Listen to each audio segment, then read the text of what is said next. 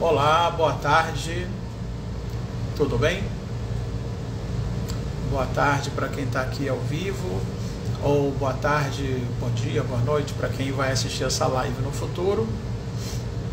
Para quem caiu aqui de paraquedas, para quem não me conhece, ainda não tinha me visto por aqui, eu sou Marcelo Fernandes, sou terapeuta integrativo, sou especialista em autossabotagem e nos últimos dias eu venho fazendo uma sequência de 7 lives, uma por dia, abordando um pouquinho, aprofundando reflexões sobre as autossabotagens mais frequentes, né, que chegam por aqui no meu consultório e que acabam atingindo a maioria das pessoas também. Na semana passada, na quinta-feira, boa tarde, Silvia, eu comecei com o primeiro tema, falamos sobre perfeccionismo, conversei com um amigo querido, Diego Heller. Na sexta-feira, conversei com a Izzy, uma outra terapeuta fantástica. Todas essas lives estão gravadas, tá? Para quem escolher maratonar um dia desse aí de chuva. No sábado eu não consegui por conta de agenda, passei para segunda, que foi hoje, deveria ter acontecido a live sobre procrastinação crônica com a Miriam Cardoso, mas os nossos dias começaram completamente diferente daquilo que a gente planejou. Enfim, é uma boa oportunidade para praticar o desapego ao controle, né? A gente costuma ficar muito irritado, muito incomodado quando as coisas saem do nosso controle, mas enfim, não há nada o que fazer, né? Então, um monte de coisa aconteceu e acabei passando a live, a terceira, de 7 para amanhã. Hoje, agora, estava marcado para fazer com a Lilian, que já está aqui inclusive, mas a gente saiu e está entrando pela segunda vez porque a plataforma está meio esquisita aqui. Lilian, vou te convidar para ver se agora tudo acontece normalmente, tá bom? Vamos lá.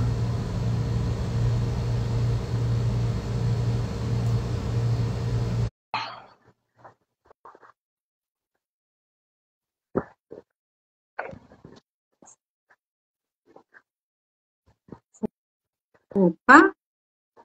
Sim. Entrou? Parece que sim, né?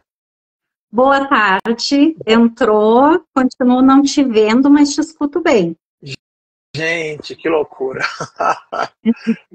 Como pode melhorar? Eu também não te vejo, mas eu estou te ouvindo super bem. Será que as duas coisas não comportam no mesmo momento, ver e ouvir? Que coisa. Pois é, muito interessante. Esses dias aconteceu isso comigo numa live e de repente a gente começou a se ver, tudo se alinhou, tá tudo certo. Uhum. Se o pessoal puder dizer para nós. Deixa eu ver quem está aqui. Karina, Vinícius. Vinícius, você que está por aqui, você fala para a gente, por favor, se você está vendo a gente. Você vê os dois. Nossos rostos estão centralizados? Porque imagina se as pessoas estão vendo só minha testa ou só o queixo da Lília. Minha testa é bem grande, ela ocupa um bom espaço. Enfim. É o que temos para hoje. Tá. Sim, tá centralizado e normal. Beleza, obrigado, Vinícius. Então, gente, é isso. Essa é minha querida amiga e colega Lilian, que eu não vejo, mas que provavelmente eu vou ver somente no gravado. Lilian é terapeuta integrativa também. Enfim, vou pedir que ela se apresente melhor do que ninguém para se apresentar. Lilian, fala um pouquinho de você, da tua trajetória, que aí a gente começa a desenvolver o nosso papo aqui. Primeiro, agradecer o convite do Marcelo, muita honra, muita gratidão de estar aqui com vocês hoje, falando de um assunto que também faz parte da minha história. Então, eu sou Lilian Kia, sou terapeuta integrativa, sou mentora, trabalho com várias ferramentas aí de expansão de consciência e com a terapia sistêmica, que é o que foi para mim aí a cereja do bolo na virada das minhas chaves. E trazendo já dentro do nosso assunto, Marcelo, do medo do fracasso, tudo isso que aconteceu hoje, tu trouxe o desapego do controle, né? E Total. Senão, isso é fracasso? de O quanto forma alguma. Isso nós... é adaptabilidade, né? Isso é inteligência emocional, isso é saber lidar com o que a gente tem. Por aí vai, né? E à medida que a gente vai conversando aqui, vai falando sobre esse medo do fracasso, a gente vai vendo também o quanto o nosso ponto de vista, o quanto aquilo que nós acreditamos vai criando também a nossa realidade, né? Porque a gente poderia estar nesse controle olhando como um fracasso, ou estar olhando como um imprevisto e utilizar isso também nas nossas criações. Sim, exatamente. E eu acredito que você também, né? Eu percebi pelo teu perfil que você está fazendo formação também em constelação sistêmica, né? O que, diga-se de passagem, muda completamente. Agrega e agrega muita coisa nas nossas visões, no nosso fazer terapêutico diário, né? O olhar sistêmico, ele modificou completamente o meu fazer terapêutico, né? Agrega pra caramba, e eu vi que você está fazendo também, né? Formação em constelação. Sim, eu já vinha nesse trabalho desse olhar mais sistêmico, mas a formação com certeza aprofundou muito. A minha formação está sendo vivencial também, então eu estou passando por todo o processo, que é muito bacana, porque eu estou trabalhando em mim, olhando para esse profundo, para conseguir depois levar isso adiante, que é o que eu trabalho muito aqui também. Primeiro aplica aqui, primeiro olha para as questões, e aí a gente consegue também trabalhar isso e levar com mais profundidade para o nosso cliente. E eu digo cereja do bolo é esse olhar da constelação familiar. Tá? Eu já tinha passado por um processo de transformação profundo e está fazendo novas viradas de chave, novas transformações, e o impacto nos atendimentos é gritante. A gente olha muito mais amplo, né, Marcelo? A gente consegue perceber que não é aqui no nosso umbigo, não é aqui com nós, tem algo muito maior por trás de nós, que muitas vezes a gente está repetindo, que por amor, aquele amor infantil da criança, eu vou salvar meus pais, a gente vai repetindo esses padrões. Sim. Só para deixar claro, Lilian, para você e para todo mundo, a gente não está se vendo, né? Eu não estou vendo a Lilian e ela não me vê, mas o pessoal aqui já comentou que vocês daí vêm a nós dois. Então, Lilian, eu não estou conseguindo perceber visualmente quando que você está concluindo um pensamento e o oposto também. Então, me desculpa se de repente em algum momento eu for te cortar, tá? Porque a gente percebe, né, visualmente, quando a pessoa está concluindo a fala.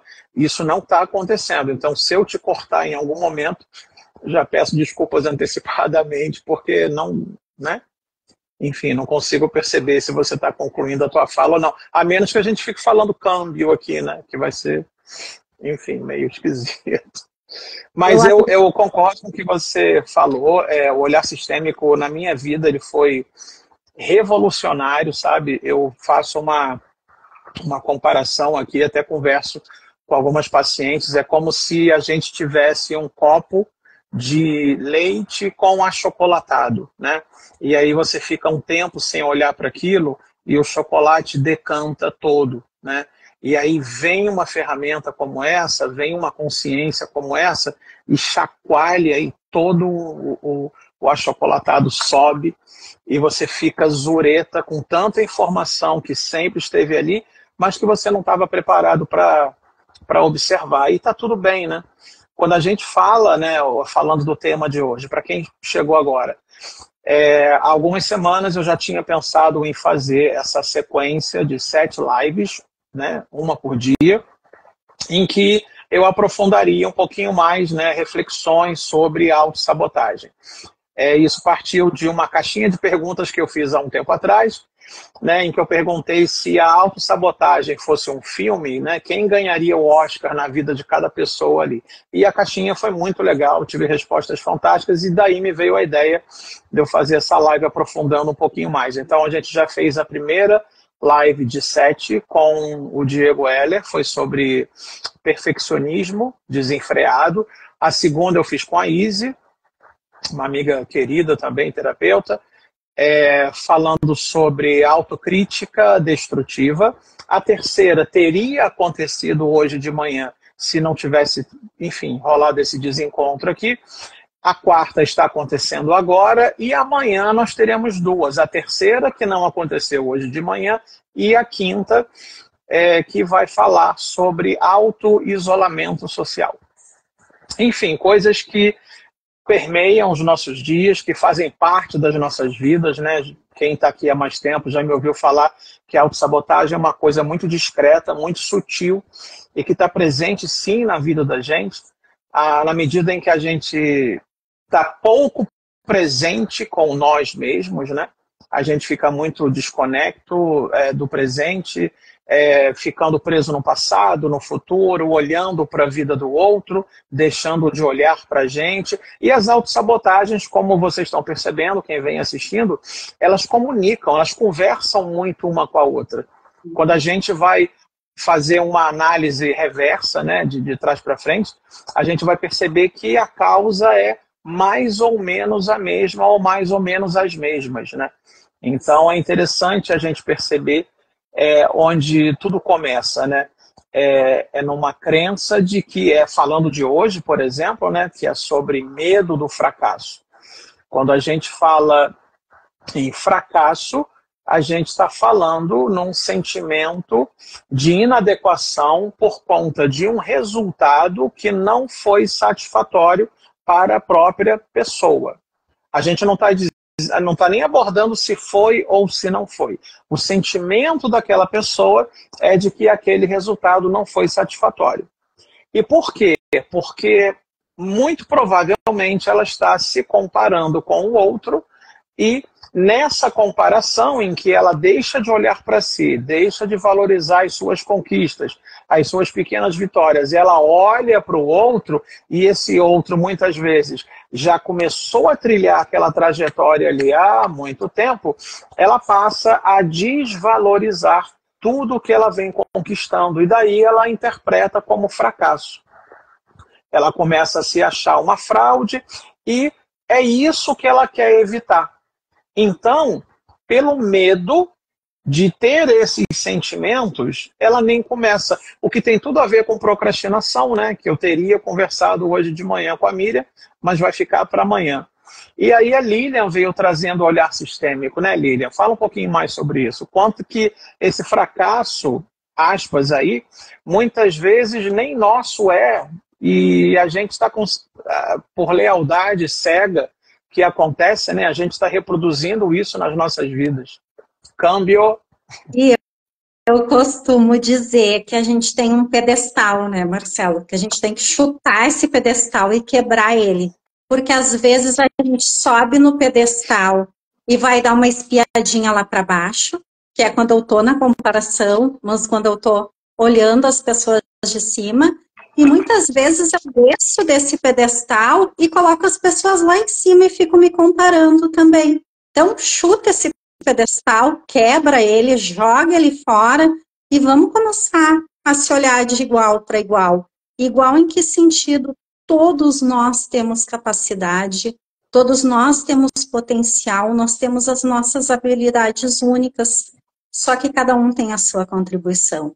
Mesmo dentro da mesma área, cada um é a sua contribuição, cada um vai trazer na sua energia, cada um vai trazer dentro daquilo que se aprofundou. Então, começa por aí a gente sair dessa comparação. E que régua que eu estou usando para medir sucesso e fracasso? É a régua do companheiro? É a régua da mãe, do pai? Então, a gente fica muito preso ainda na questão do julgamento, muito preso no que eu falo das feridas infantis, aquelas necessidades que muitas vezes a gente acredita que não foram atendidas na infância, ou até esse amor cego da criança, que ela vê muitas vezes e ela sente o pai e a mãe vivendo uma dificuldade, vivendo uma dificuldade financeira, o pai e a mãe trabalham demais, eles não conseguem estar em casa presente para ela, da forma como ela desejava, e daí ela diz, inconscientemente, daqui, eu vou abraçar isso aqui para vocês. Ou ela vê aquele pai sonhador, que já tentou vários projetos, e aqueles projetos, pela realidade que ela vive, as pessoas dizem que não dá certo, que aquele pai é sonhador, que ele tenta e não consegue. A mãe, daqui a pouco, está com esse olhar para o pai também. E se eu sou 50% minha mãe e 50% meu pai, o que eu passo a acreditar? Eu também não consigo. Tudo aquilo que eu tento fazer não vai ter sucesso. Então, eu nem saio do lugar. Eu nem vou tentar. Quantas vezes a gente pensa, nem vou fazer, ninguém vai aparecer, nem vou tentar. Já tem um monte de gente fazendo aí fora. Mas de onde nós escutamos que a gente não era capaz, que não dava conta, que aquilo não era possível e nós passamos a acreditar nisso. Então, o medo do fracasso está muito associado a isso. E eu vou trazer uma outra questão aqui pro feminino também. As mulheres que vieram antes, muitas vezes elas tiveram que assumir o papel do masculino, daquele masculino que foi para a guerra, que foi lutar, que foi batalhar, e ela teve que assumir esse papel e ela não pôde viver aquilo que ela desejava. Ela foi calada muitas vezes, e a gente vai para esse espaço desse mesmo movimento. Só que nós temos as duas energias dentro de nós. E muitas vezes o homem também vai para esse espaço olhando para isso. Para aquele masculino. Perdão, continua. Para aquele masculino que também não teve vez, não teve espaço. A mulher teve que tomar tanta força que ela saiu do feminino dela e não deu espaço para aquele masculino existir. E vamos de novo, eu sou 50% minha mãe e 50% meu pai. Então eu tenho essas duas energias dentro de mim.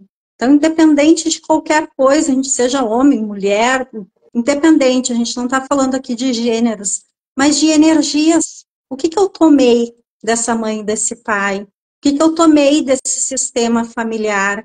Quem é que podia existir aí dentro? Verdade. Para endossar o que você falou há pouco, né, sobre a mulher ter tido que partir para um espaço que muitas vezes não é dela tradicionalmente, né, exercendo funções masculinas e tal.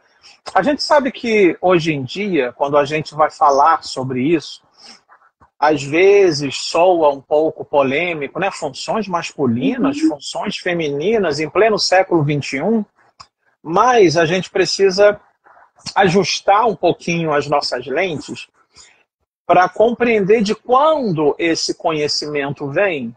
Né? A gente está falando de muitos anos atrás, em que a mentalidade não era tão horizontalizada, tão liberta, né? Tão horizontal como hoje é, e que bom que hoje é. Mas é que antigamente não era, quando esses conceitos nasceram. Né? O próprio Bert Hellinger, era isso que eu ia falar ali, que eu quase te interrompi, o próprio Bert Hellinger, que é o criador, né? O organizador, digamos, dessa ferramenta fantástica que é a constelação sistêmica, ele passou por isso, né? Ele foi docemente convidado a lutar, né, no exército nazista, e a mãe dele, como toda esposa e mãe de homens que iam para a guerra, acabavam exercendo funções masculinas, né? Então isso inevitavelmente afetava muitas questões familiares ali, né? Foi uma questão interessante, né, que a Lilian trouxe, né? O quanto que a gente tem de pai e de mãe, de energia masculina e de energia feminina dentro da gente. E quando a gente não recebe uma ou outra, mas por que a gente não recebe? Porque a gente julga. A gente julga a mãe, a gente julga o pai, e você não consegue receber, energeticamente falando, de algo que você julga, sabe? Se você julga uma pessoa, qualquer coisa de, digamos, negativo, você levanta uma barreira, você levanta um muro entre você e essa pessoa, né? E a pessoa acha, as pessoas acham que isso é exercer o livre-arbítrio.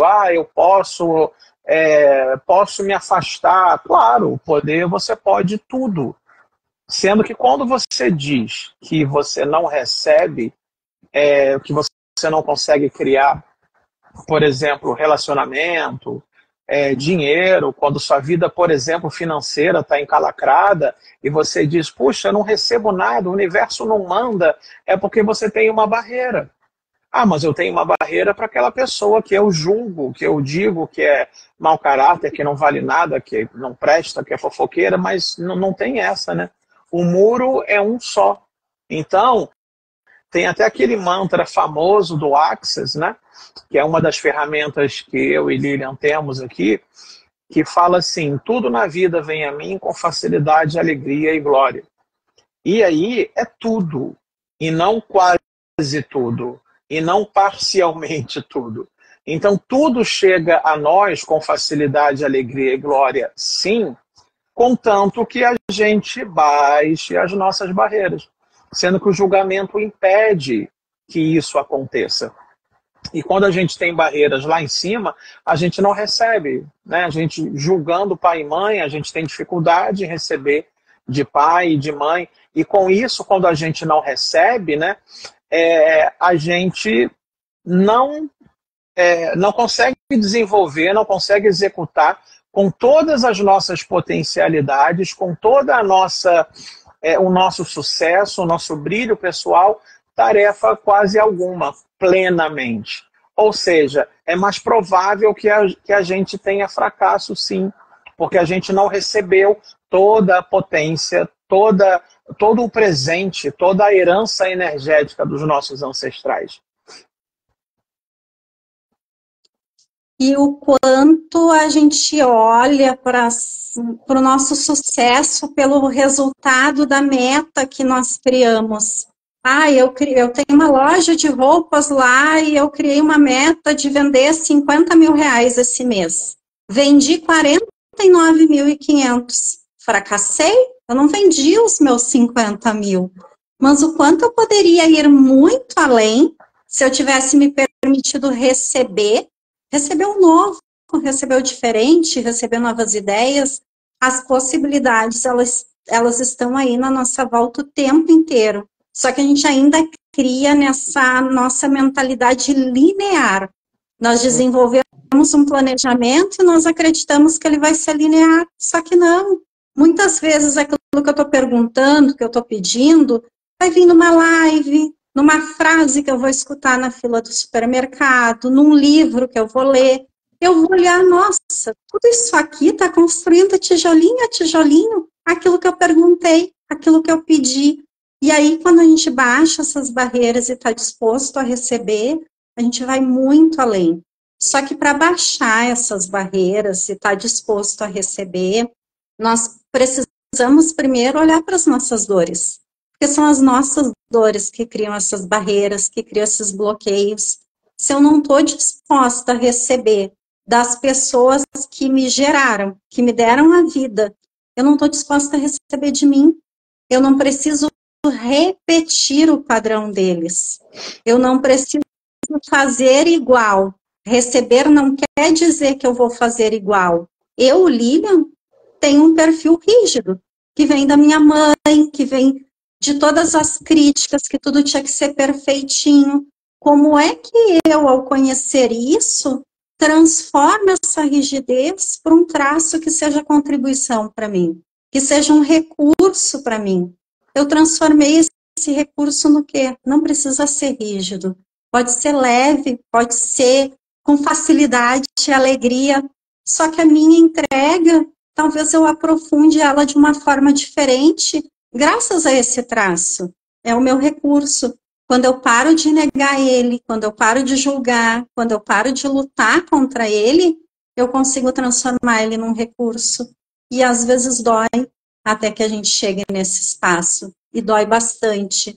Só que o único que sustenta o desconforto do crescimento, o único que está disposto para olhar, ok, um projeto da forma que eu construí não chegou no resultado que eu desejava. Como é que eu posso pegar tudo isso aqui e transformar em aprendizado e criar um novo projeto para que chegue nesse sucesso que eu almejava? Quem não está disposto a enfrentar fracasso, a enfrentar dificuldade, é a criança ferida que vive dentro de nós. O adulto, ele sabe que ele dá conta. Vai ser desafiador, vai doer, mas ele dá conta. Só que a gente precisa olhar para essas questões que tem lá da nossa criança, dessa cobrança, dessa expectativa, desses pesos que a gente está carregando pelos pais e às vezes até pela nossa ancestralidade, que são do nosso inconsciente. Sim, tem alguém estudando couraças de raiz por aí? Psicossomática? Muito bom esse conteúdo, né? Uhum. E aí, Lilian, pegando o gancho do que você falou, né, sobre esses traços de caracteres, né, as pessoas mais rígidas com essa tendência, com esse traço, as esquizoides também um pouquinho, mas aí a gente vai para um outro lugar que de repente não é nem muito foco aqui. A gente pode falar sobre isso no outro momento, mas o quanto que as nossas crenças, as nossas percepções, sobretudo na nossa fase da infância, elas são cruciais para a criação dessa criança ferida aí, que você mencionou ainda há pouco, né? Os nossos pais, eles fazem o que eles sabem, o que é possível, o que eles aprenderam. Eles não acertam sempre, ninguém acerta sempre. E, inevitavelmente, eles vão cometer alguns equívocos, né?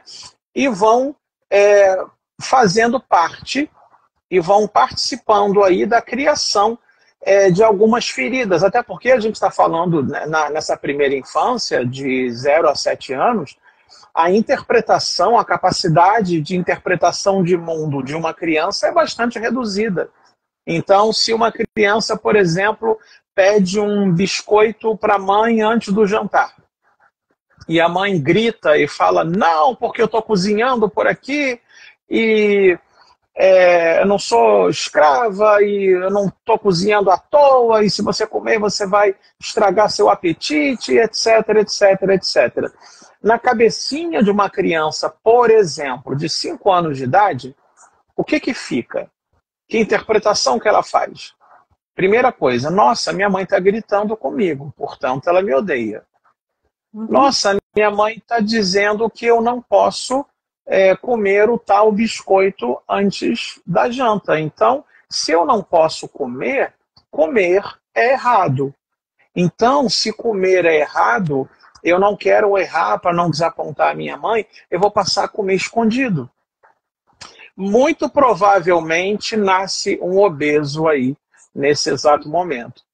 Então, as coisas acontecem como é possível acontecer. Pai e mãe vai fazer aquilo que eles aprenderam, que eles acham certo, e aquilo que é possível fazer no momento.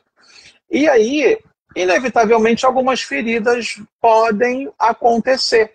O fato é que se essas feridas elas não são olhadas, elas vão ser carregadas para a vida toda e vão se transformar em traumas. E os traumas vão gerar o quê?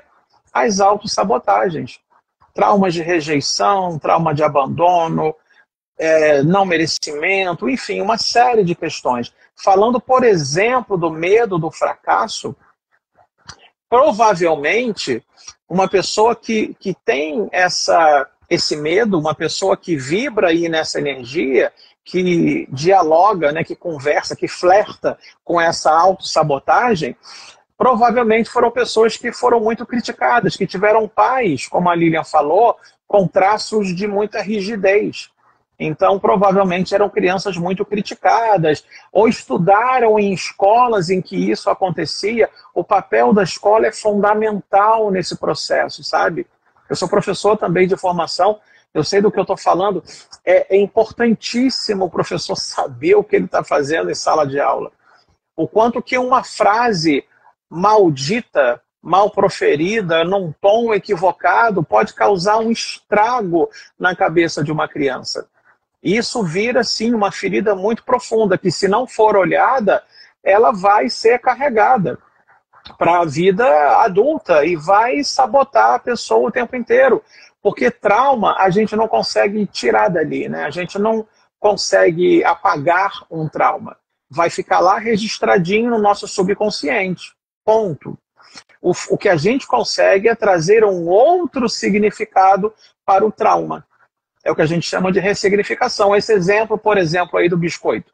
Se eu pego e falo assim para essa criança: olha, a sua mãe gritou porque ela estava nervosa, eles estavam passando por uma profunda crise financeira, não tinha comida para colocar em cima do fogão, o seu pai era, sei lá, caminhoneiro e passava semanas fora, ela se via sozinha, criando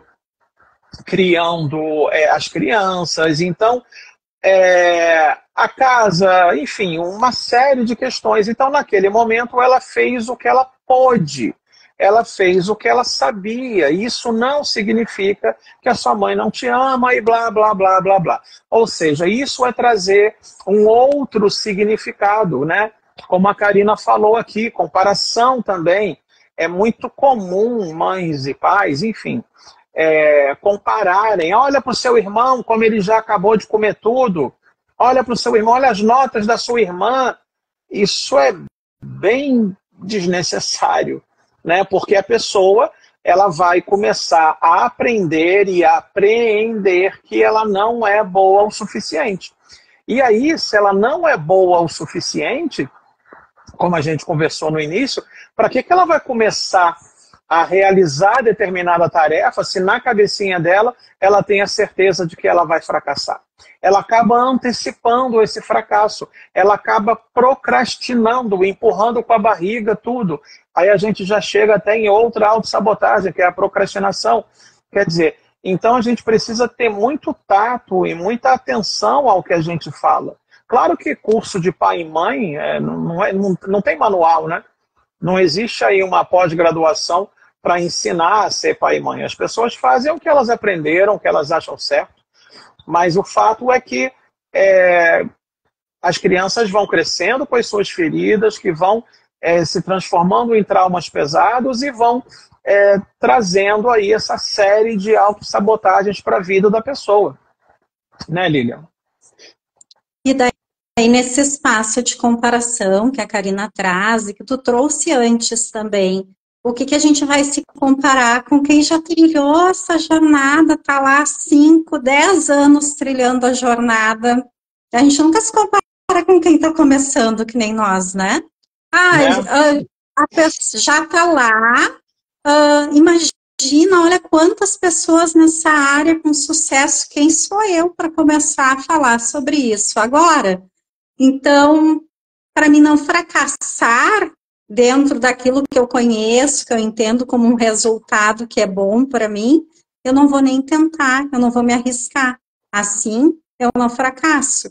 E uma outra coisa que parece ser oposta, mas que caminha junto, que eu costumo dizer é que a gente tem muito medo do sucesso, né? E se Também, eu tentar, e se eu fizer isso e eu tiver sucesso, quantas pessoas vão deixar de conviver comigo? Quantas pessoas vão me criticar?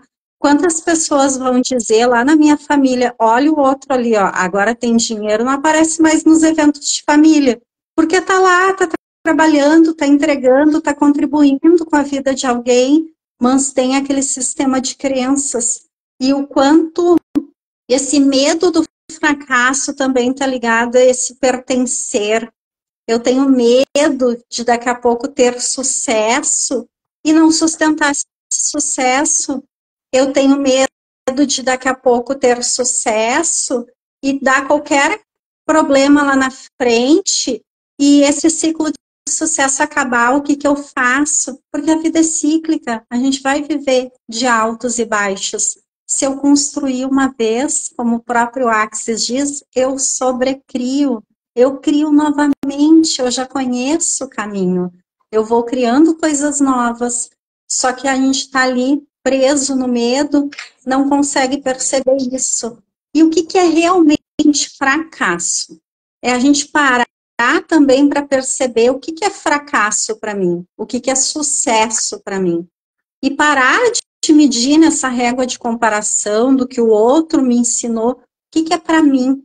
Muitas vezes, para alguém, sucesso é ter levantado da cama hoje.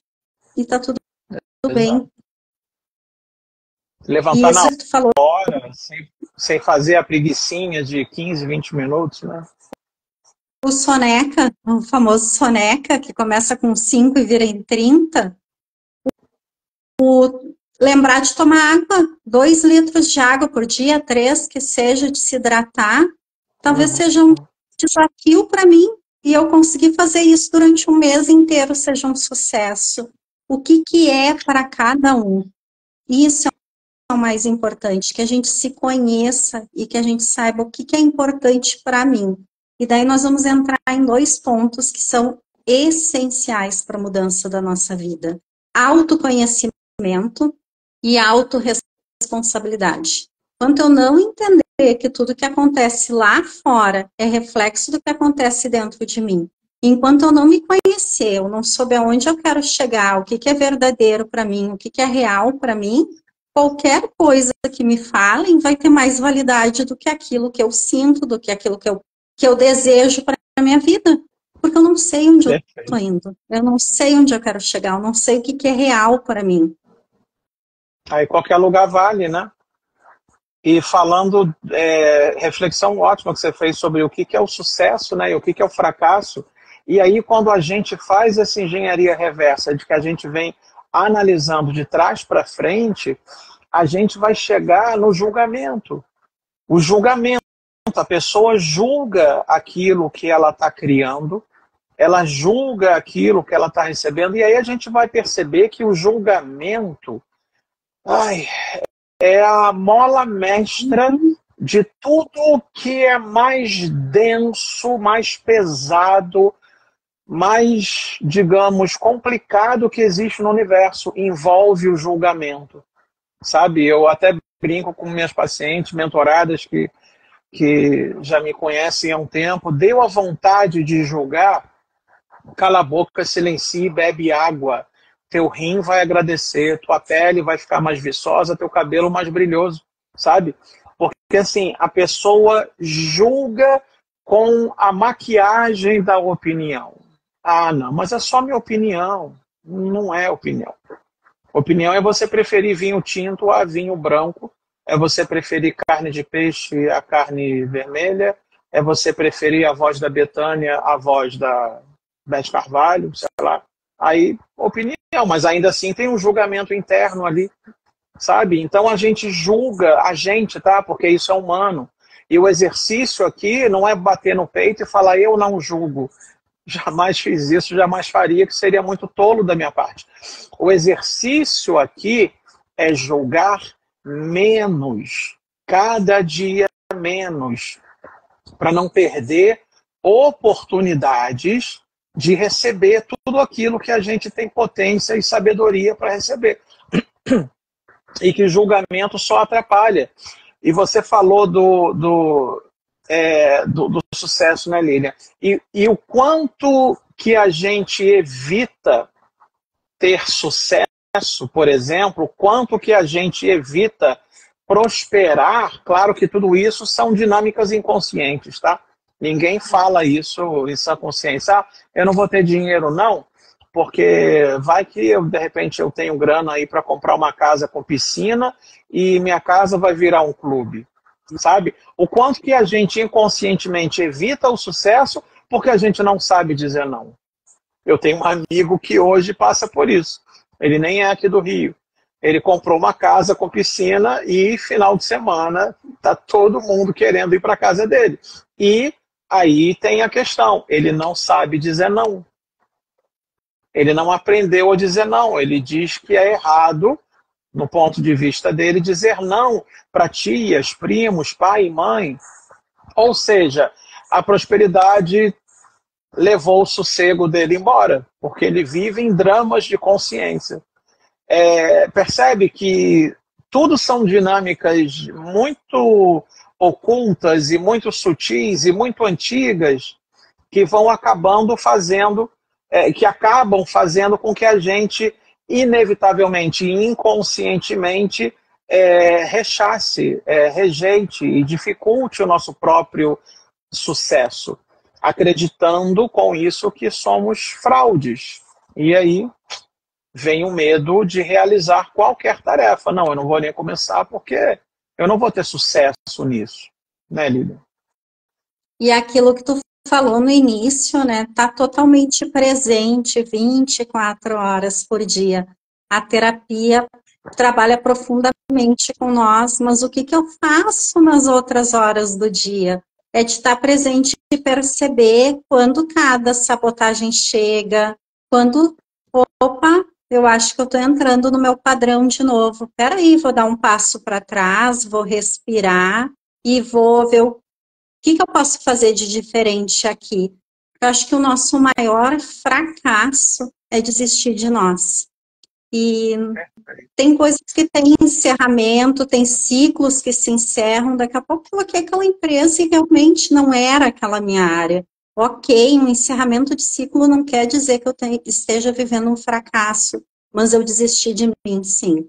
Esse talvez seja um dos maiores, porque tem aquela historinha, né, de que quando a gente está na porta do sucesso, a gente desiste. O quanto a gente fez, e de repente eu não dou conta disso aqui mesmo, isso aqui não é para mim. Porque tem alguém aqui no meu ouvido e as pessoas vêm, elas falam coisas pra gente que se tu não te conhece, tu não sabe o propósito daquilo que tu tá fazendo, tu vai parar de fazer. Eu tive uma situação esses dias que eu fui convidada para uma palestra do Dia das Mulheres. Cada pessoa ia falar ali 10 minutos numa academia. Eu não me dei conta de todo o processo. Ok, vou, bacana, show. Fui lá, falei, estava cheio, tinha mais de 20 pessoas lá. Quando eu sentei, que eu estou escutando uma outra colega falar, eu olhei na minha volta e eu disse, gente, me veio a consciência na hora. Todo mundo, corpinho de academia. E eu olhei e pensei, se eu não estivesse bem comigo, se eu não soubesse o que eu vim fazer aqui, se eu não me conhecesse, eu não tinha chego aqui. Porque eu ia dizer, o que eu vou fazer na academia para falar para as pessoas? Só que isso em momento nenhum passou na minha cabeça. Passou naquele momento que veio a consciência, porque no passado isso acontecia comigo. Então, Aqui naquele também. momento, a consciência de, sabe, quanto eu deixo de ser contribuição, quanto eu deixo de receber contribuição, presa nesse monte de crença que me ensinaram, presa nesse monte de crença que eu comprei, porque as pessoas podem te ensinar as crenças, mas qual que eu compro e continuo na vida adulta escolhendo? Porque consciente ou inconsciente é nossa responsabilidade olhar para isso. Exato. E só nossa, né, Lília? Só nossa, somente nós, adultos, temos a responsabilidade de fazer por nós. Essa dependência emocional, disfarçada de um monte de outras coisas, só leva a gente para um lugar nada expansivo. A gente fica esperando e criando expectativa do outro, mas eu não tenho quem me ajude. Você não precisa que ninguém te ajude. Você não precisa. Lá dentro você sabe que você é potente. Lá dentro você sabe que você consegue. É porque você tem a crença de que não consegue. Você tem a crença de que você não é boa. Por traumas que você já passou no passado. Ok, sabemos. Então, qual é o caminho aqui? Além de se observar. Primeiro, nós não somos os nossos pensamentos, nós não somos a nossa mente. Nós temos que observar os nossos pensamentos, observar a nossa mente. Fazer terapia, por exemplo, que a gente já está caminhando aqui para o encerramento, que daqui a pouco eu tenho paciente chegando aqui, fazer terapia, por exemplo, é uma excelente iniciativa para você praticar a sua presença. Na terapia, que não é em 1, 2, 3, 4 sessões, pessoas passam anos no processo terapêutico. E aí a pessoa vem, fecha um protocolo de, sei lá, 6, 8 sessões e acha que tudo estará resolvido. Não, cara pálida. A gente está começando a brincar. A gente está começando a olhar para as questões que existem por aí. Que muitas vezes, pela falta de presença, você não consegue se observar e você não sabe nem aquilo que está te atrapalhando ali. Você não consegue perceber com muita clareza. E daí a necessidade de uma terapia. E daí a necessidade de você procurar um profissional habilitado, capacitado, para contribuir com você, para te auxiliar nesse processo. E outra coisa, e com escuta, né, com barreiras baixas, porque é muito comum no início do processo terapêutico as pessoas resistirem, né? O terapeuta traz uma consciência, traz uma...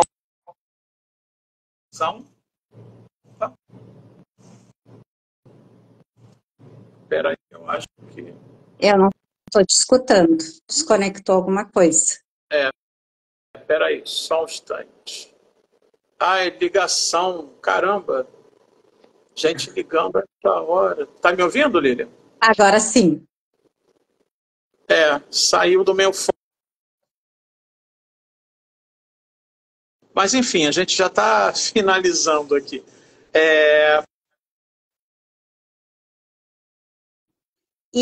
Marcelo, agora Oi. é nos apaixonar por nós, né? Quando a gente começa a ver o que é esse processo de autoconhecimento, esse processo terapêutico, é nos apaixonar por nós, né? Por nos conhecer, pelo viver realmente. E isso é um processo para a vida toda. E aceitar, né? Aceitar, receber com humildade, receber com escuta, por mais desconfortável que seja, o processo terapêutico é desconfortável. Quem me conhece sabe que eu não de ficar floreando o pavão, passando o pano, falando entre as entrelinhas, eu sou bastante direto e objetivo. O processo terapêutico é desconfortável. Agora, a hora que as pessoas perceberem que, para além desse desconforto, existe um crescimento que pode ser transformador na sua vida, aí o que você coloca na balança? Quando você coloca na balança, o que pesa mais? O desconforto de não querer ser chamada de mimada, de não querer admitir que é dependente emocional do marido, ou de você crescer a partir dessas consciências, né? Então aí são escolhas que a pessoa vai ter que fazer. Passar por cima do desconforto e crescer com isso, ou ficar resistindo e reagindo o tempo inteiro. Então o processo terapêutico ele é excelente para você desenvolver o seu nível de presença. E com isso você se observar mais e ao longo do processo fazer as transformações e as adaptações e as modificações que, enfim, se requerem ali para aquela pessoa ser mais feliz, mais plena, mais próspera, mais amada, enfim. Porque se a pessoa não se ama, ela vai esperar ser amada por quem? Né? Lilian, a gente já está indo para 1h20, eu acho, aqui pelas minhas contas. Eu tenho paciente daqui a pouquinho. Adoraria conversar mais sobre esse assunto dá pano para manga. Falar de autossabotagem é muito legal, sempre, né? Mas, enfim, não dá por conta realmente do meu tempo aqui. Gratidão, Marcelo, gratidão a todos aí que nos acompanharam, que ainda vão assistir gravado. Espero que seja de contribuição, que traga umas viradas de chave, que traga algumas consciências, porque nunca é o problema que nós estamos olhando, não é o medo do fracasso em si, mas é tudo aquilo que está por baixo, tudo aquilo que está no oculto, que está no inconsciente. E é isso que o Marcelo falou, a terapia, a presença, o se conhecer e poder se permitir liberar isso, o desconforto do crescimento que o adulto sustenta e aprende até a gostar disso, porque sabe os ganhos que tem depois desse desconforto. Então, gratidão a todas.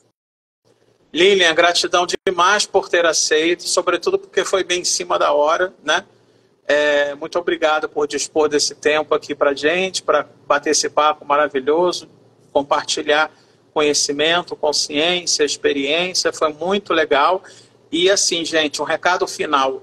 Todo mundo vai ter aí uma criança ferida dentro de si, que viveu seus traumas e, enfim, sem julgamento, olha para tudo isso com carinho, com generosidade, com amorosidade e começa a trabalhar isso, porque enquanto você não começar a olhar para tudo que você passou, enquanto você não começar a olhar para os teus traumas e para todas as cicatrizes que esses traumas foram criando, e todo mundo passa, não tem melhor nem pior, enfim, é daqui, é desse plano, todo mundo tem essas questões, mas é muito importante você olhar para isso.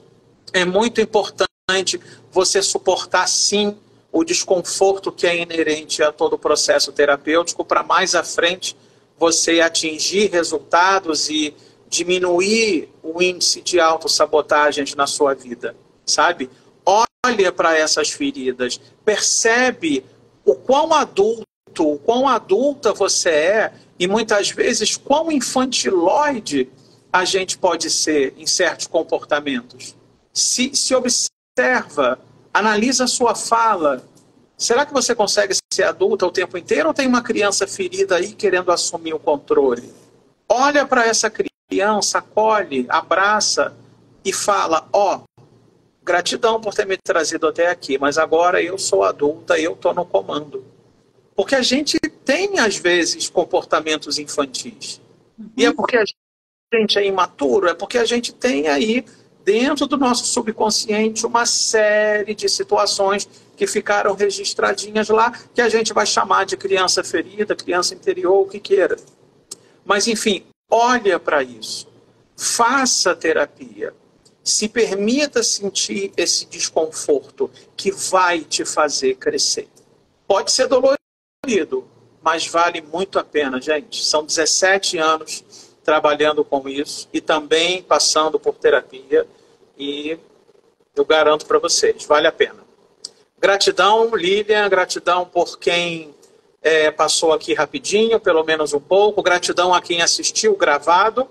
Amanhã a gente, em vez de uma live só, a gente vai ter duas, 8h30 da manhã com a Miriam Cardoso sobre procrastinação e um pouquinho depois, eu acho que 11 horas, se eu não me engano, tem que ver aqui, com uma outra pessoa que eu vou divulgar só mais tarde, falando sobre auto-isolamento social, tá bom?